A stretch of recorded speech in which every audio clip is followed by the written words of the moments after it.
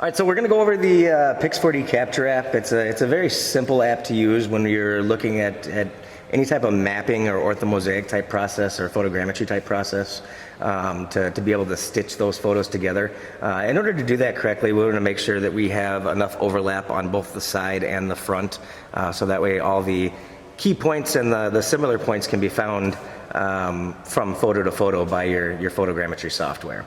So we'll just open up Pics 4D Capture here. We're using Pics 4D Capture. A, it's free, and B, it's really, really easy to use. So the initial menu here tells you to basically pick the type of mission that you're going to be doing. And there's a few different options. The first one is a Polygon Mission. So what this is, if you have an irregularly shaped area that you want to make sure to get the proper coverage through it, you use this one. The grid mission, nice and simple. It'll fly either north, south, or east, west, depending on how you have it set up, or really any point in between. But it'll do straight lines, kind of in a lawnmower pattern. Really simple, easy to use for 2D style mapping.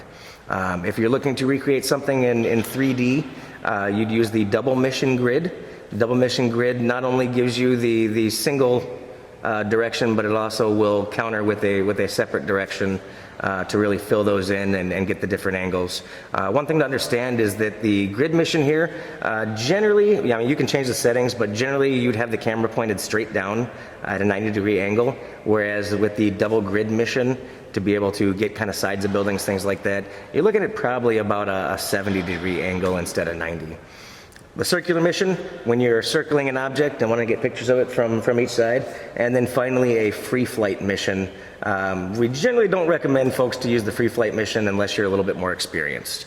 If you already have existing projects, you got the list of your projects here, and there is a small tutorial that is available for this. So we're just going to select the double mission grid here. And it's going to bring us up a place on the map. If I select the little satellite button there, this gives me a satellite view. And this one, I believe, uses Google on the back end to provide your maps. So this one's really easy. I can move my grid around in different directions. So maybe I want to make sure to capture from a certain direction. I can also tap it in the middle and move the entire grid. I can expand my grid by grabbing just any one of these points and expanding or contracting it based on the needs of the mission that I want to do. So if we determine that, say, this is the square that we want to use or that we want to fly, this little block here, we can rotate it so it matches up nicely. We can make sure that we have a little bit of extra overlap to be sure to capture anything we need.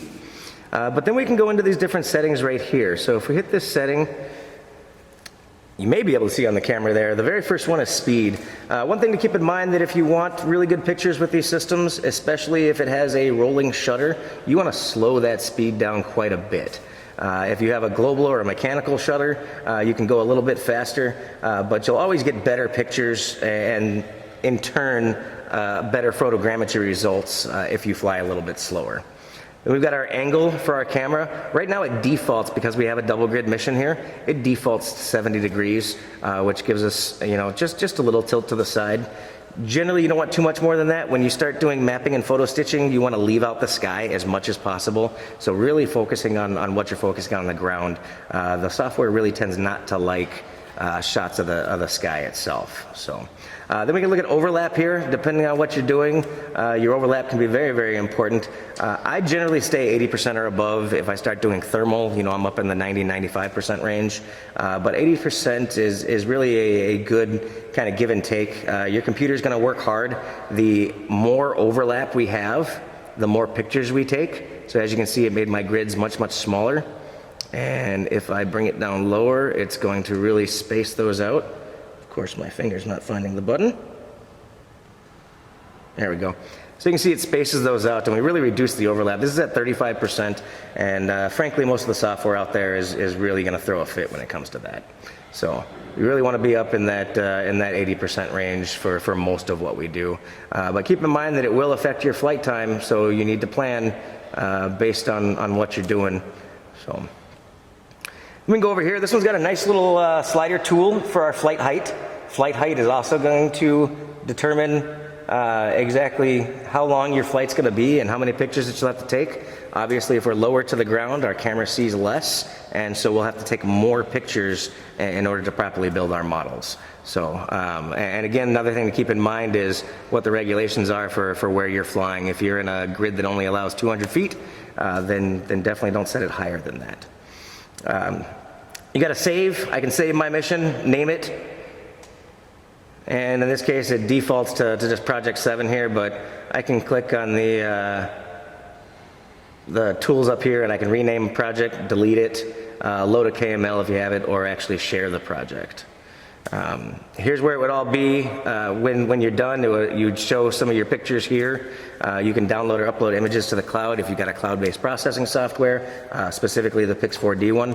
But most people, they just do it organically with their computers, so they pull that information from the SD card rather than uploading directly from here. That's about it when it comes to these tools. Just one thing to keep in mind is make sure you know where your subject is, what you're trying to get out of your flight, and that will really depend on which way you go with the type of mission that you use.